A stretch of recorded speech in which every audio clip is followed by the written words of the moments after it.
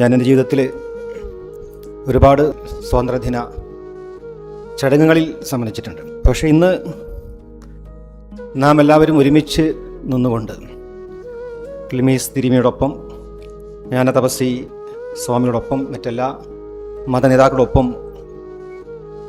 Indian ഭരണഘടന ഉയർത്തിപ്പിടിച്ച് നാം ഇന്ന് ആഘോഷിച്ച ഈ ആഘോഷമാണ് the most remarkable celebration in my life. Today is the most remarkable and prestigious celebration which I had in my life, ever in my life. അത് സൂചിപ്പിക്കുന്നത് നമ്മൾ ഈ സ്വാതന്ത്ര്യം ഒന്നിച്ച് നേടിയതാണ്. ഈ ഭരണഘടന നമ്മൾ ഒന്നിച്ചെഴുതിയതാണ്. ഇവിടെ നമ്മൾ ഒന്നായി ജീവിക്കും എന്നുള്ള ഒരു പ്രതിജ്ഞ കൂടി ആയിക്കൊണ്ടാണ് ഈ ഒരു ആഘോഷം ഇവിടെ ഇന്ന് തുടങ്ങിയിട്ടുള്ളത്. ഈ ഒരു ആശയവുമായി എനിക്ക് പതിറ്റാണ്ടുകളായി ബന്ധമുണ്ട്.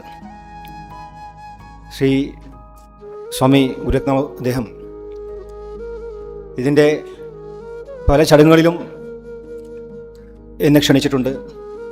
ഞാനിവിടെ എപ്പോഴും ഓടിയെത്താറുണ്ട്.